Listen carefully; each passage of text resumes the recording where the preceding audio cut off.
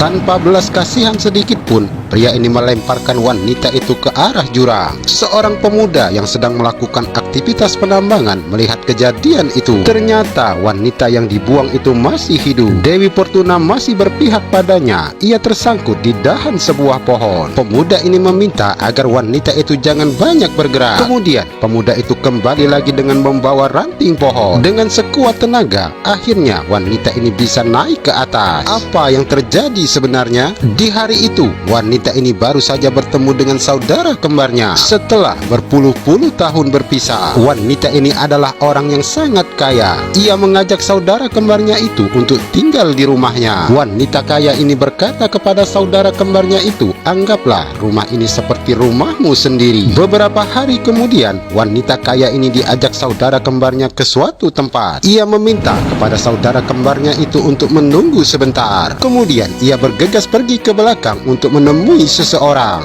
Ternyata ia mempunyai rencana yang jahat dengan meminta bantuan seorang pria untuk menguasai harta saudara kembarnya itu dengan cara menyingkirkannya. Mereka berdua menyusun rencana dengan sangat rapi. Saat wanita kaya ini sedang lengah, pria itu menghantamkan balok kayu dari belakang. Wanita kaya ini tergeletak di tanah. Mereka berdua menyangka wanita kaya ini telah meninggal.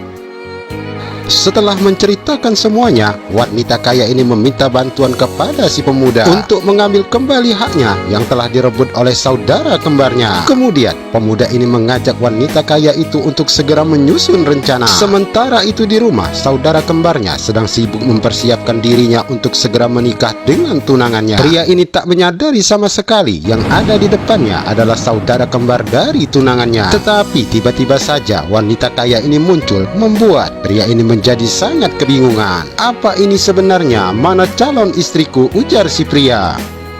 Wanita kaya ini berkata, "Sayang, kau jangan percaya, ia adalah saudara kembarku. Ia ingin melenyapkan diriku dan mengambil semua hartaku. Kalau kau tak percaya, kau boleh tanyakan kepada pemuda ini yang telah menolongku." Saudara kembar wanita kaya ini berkata, "Kau jangan percaya, aku sama sekali tak mengenal dirinya. Mereka berdua hanya ingin menghancurkan kebahagiaan kita berdua." Pria ini bertambah bingung. Ia tak mengenali sama sekali mana calon istrinya. Kemudian pria ini menanyakan kepada mereka berdua apa makanan kesukaannya. Tentu saja wanita kaya ini mengetahuinya karena ia adalah calon suaminya. Pria ini berkata, "Ternyata kau yang menyamar menjadi calon istriku." Kemudian pria ini memanggil polisi dan meminta polisi itu untuk segera membawa wanita yang gila harta ini, guys. Karena ukurannya yang mini, polisi ini langsung membawa si wanita dengan cara memikulnya. Wanita kaya ini berkata, "Sayang, kita harus berterima kasih pada pemuda ini yang telah menolong diriku." "Tenang saja sayang, sebagai tanda terima kasih kita, aku akan memberikannya sebuah jabatan di perusahaan kita."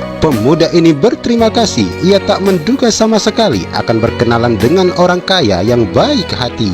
Akhirnya film pun selesai. Stay tune terus di sini untuk melihat film kece lainnya.